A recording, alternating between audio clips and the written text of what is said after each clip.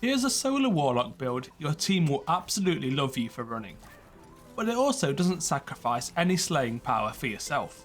The key benefits comes from three things: the exotic bow Hierarchy of Needs, the solar fragment Ember of Combustion, and the exotic chest piece Phoenix Protocol.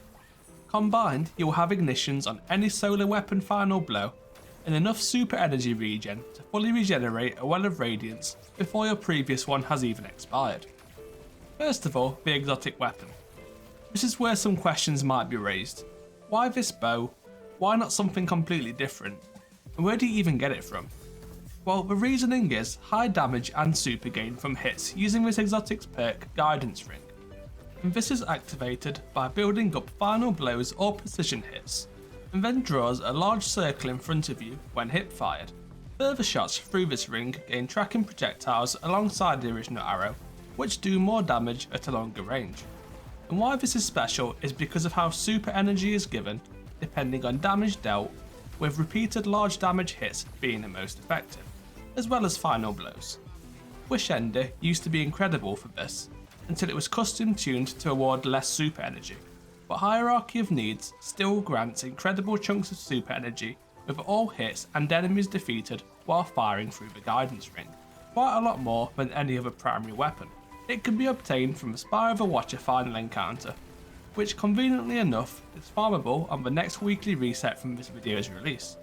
And next, it fits nicely into the other criteria I'm looking for in this build: solar and viable in high-end content, since it's long-ranged as well as featuring as an anti-barrier option, which will in turn make it always overcharged.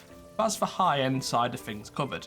And solar matters a lot too, because of the next critical part of the build, the Ember of Combustion. This fragment allows for any super final blow to cause targets to ignite. Now, a Well of Radiance isn't going to pick up any kills, being a support super, but a neat interaction is any weapon final blows while in a well is treated as a super kill. It does need to be a solar weapon though to count for Ember of Combustion, so now any final blow with Hierarchy of Needs, as well as a solar heavy weapon, will cause a target to instantly ignite for large AoE damage. So the final critical part of the build comes from the Phoenix Protocol. This will make the initial 50% supercharge after casting Well of Radiance be returned extremely quickly, with either final blows or even teammate final blows, so long as they're in your Well of Radiance. And here's the numbers for super regen per kill. So at most you'll need a total of 9 final blows for 50% super energy return, easy enough. But it's likely even less than this because you'll still be gaining super energy charge from weapon hits and final blows within this time frame.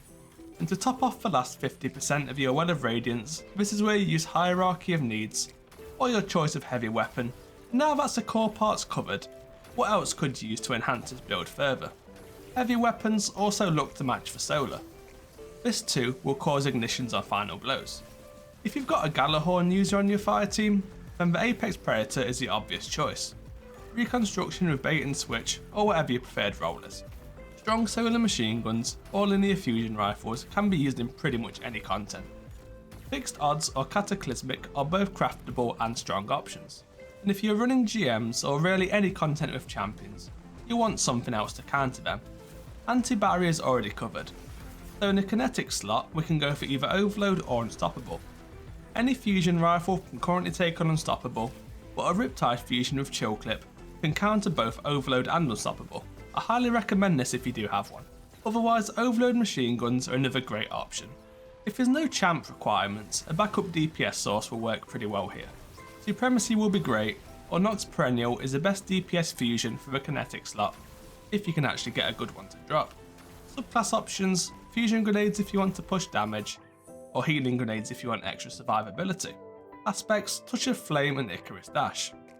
Fragments: Ember of Combustion we've already covered, Ember of Eruption for larger ignitions, Ember of Ashes for more scorch stacks, and Ember of Char to spread scorch stacks on ignitions. If you're running healing grenades, you can swap out Ember of Char for Ember of Empyrean, so that you can extend the restoration effect with solar weapon final blows. The mods, nothing too special here. Stack solar surges and resist mods to make life easier in harder content, and some orb generation options on the helmet to help out even more with supercharge. And that's the lot. There's a whole bunch of teams out there looking for Warlocks, and hopefully this setup can make the experience a bit more enjoyable. Thank you for watching.